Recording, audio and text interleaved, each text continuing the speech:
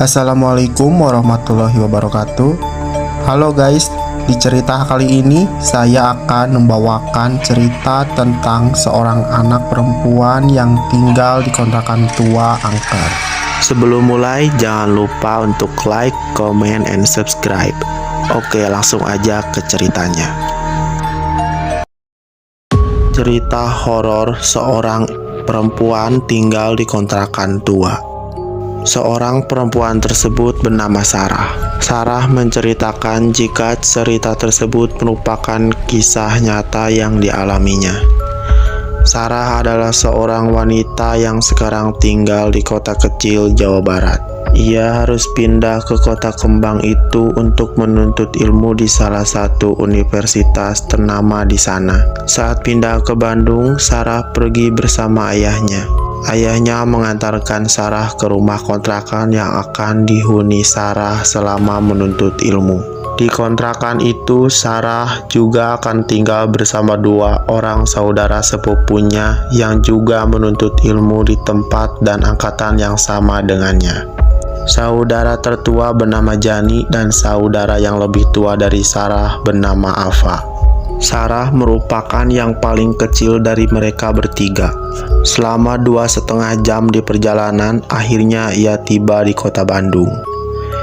Ini adalah pertama kali Sarah tinggal jauh dari orang tuanya. Perasaan campur aduk tentu dirasakan Sarah. Setelah mobil terparkir, Sarah bergegas turun dan mengambil barang-barang bawaannya. Sembari mengangkat bawaan, Sarah dan ayah langsung menyusuri sebuah gang kecil. Berjalan sedikit jauh ke dalam dan sampailah mereka di depan kontrakan itu.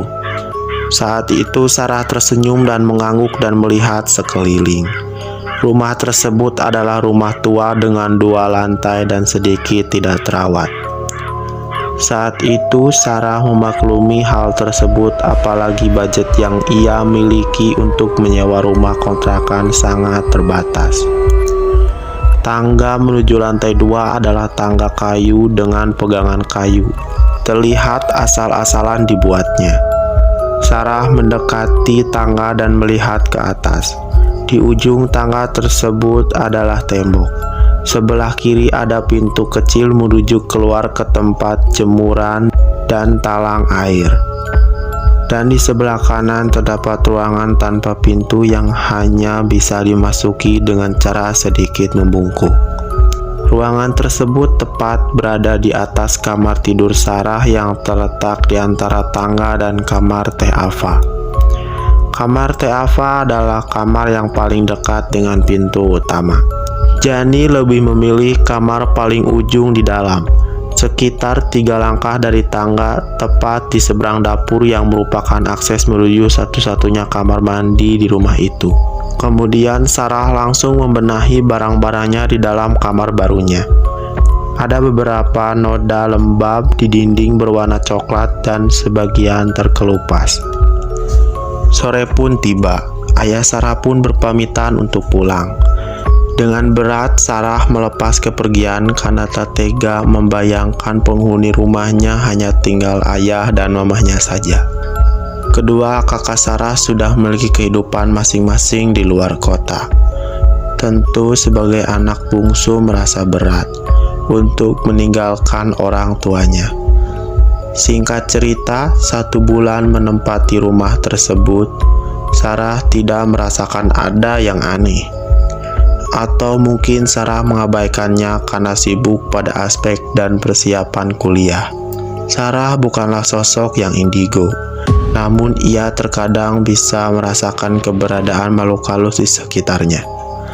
Sampai pada suatu hari saat kegiatan belajar sudah berjalan dan tugas-tugas mulai berdatangan, Sarah harus pulang ke kontrakan sekitar pukul 7 malaman dan langsung tertidur. Sarah harus pulang ke kontrakan sekitar pukul 7 malam dan langsung tertidur. Setelah lama Sarah tertidur, ia terbangun dengan keadaan sekelilingnya yang gelap sekali. Memang kebiasaan Sarah saat hendak tidur selalu mematikan lampu kamar. Ia tidak bisa tidur dalam kondisi terang. Tapi saat itu benar-benar gelap total dan Sarah harus membiasakan matanya dalam gelap. Setelah nyawanya kumpul, Sarah baru sadar jika kegelapan ini karena lampu ruangan di depan kamarnya mati. Biasanya kalau malam lampu tersebut dinyalakan dan cahayanya masuk lewat jendela di atas pintu kamar dan lewat sela-sela pintu yang rapuh.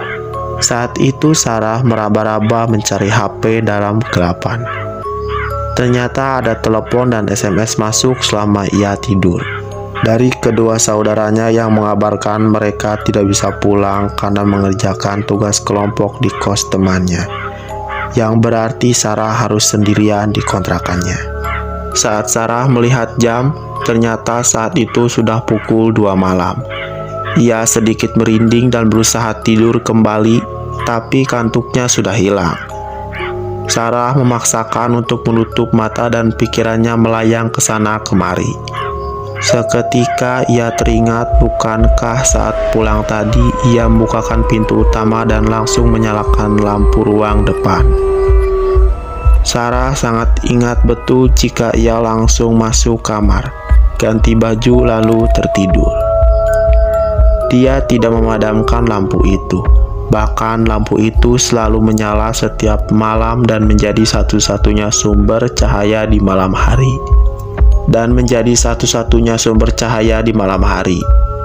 Lalu kenapa sekarang padam? Sarah bertanya-tanya. Sarah hanya bisa berusaha tenang dan memastikan ingatannya. Saat hendak bangun dari tidurnya dan menyalakan lampu kamar, tiba-tiba Sarah mendengar suara lirih sekali dari balik pintu kamarnya. Detak jantung Sarah saat itu serasa berhenti. Seketika ia mengurungkan diri untuk berdiri. Sarah hanya duduk di atas tempat tidur sambil memegang erat selimut. Sarah diam dalam posisi waspada, ragu antara yakin mendengar suara tawa dan berusaha meyakinkan diri sendiri bahwa ia hanya salah dengar. Ia terus berusaha fokus, tapi yang didengar hanya hening. Pelan-pelan Sarah kembali ke posisi tidurnya. Berhati-hati sekali seakan-akan membangunkan sesuatu yang ia pun tak tahu apa. Suara langkah kaki kecil berlari melintas di depan kamarnya.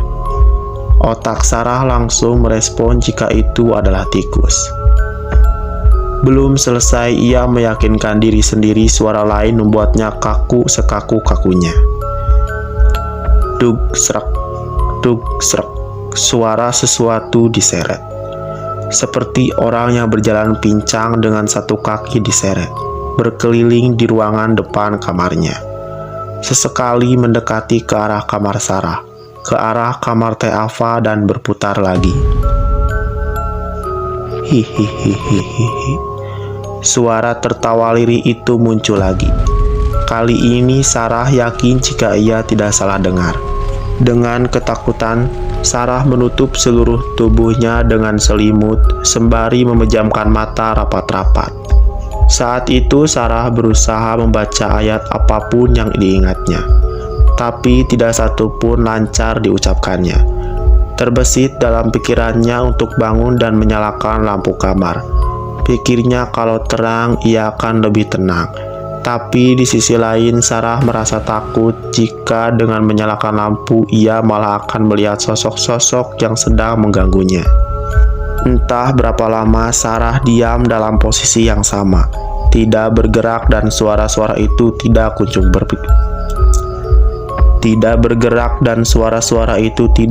pergi. Ia tidak berani membuka selimut, takut justru mereka akan muncul di depan mukanya.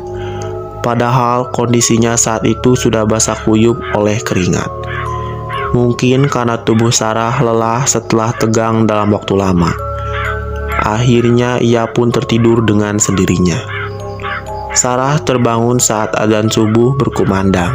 Suara-suara aneh itu sudah hilang.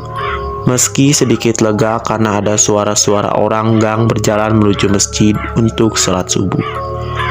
Tapi rasa takut Sarah masih sangat besar. Ya, itu adalah momen pertama Sarah berkenalan dengan penghuni kontrakan. Walau tidak bertatapan muka langsung, tapi perkenalan itu membekas hingga sekarang. Ia tidak akan menceritakan kejadian tersebut kepada kedua saudaranya. Bukan apa-apa, Sarah sendiri takut menceritakan ulang saat dirinya masih tinggal di rumah itu. Dan mereka mengontrak selama 1 tahun. Artinya Sarah harus bertahan selama 11 bulan ke depan. Setelah kejadian itu, ia hanya merasakan beberapa gangguan-gangguan kecil menimpanya seperti barang berpindah tempat sendiri, selimut ditarik saat tidur, atau melihat sekelebatan bayangan melintas. Singkat cerita, bulan Ramadan telah datang. Gangguan kecil itu pun mulai berkurang, meski tidak 100% hilang. Nah guys, itulah cerita horor yang dialami oleh seorang perempuan yang tinggal di kontrakan tua. Jangan lupa like, komen, dan subscribe channelnya.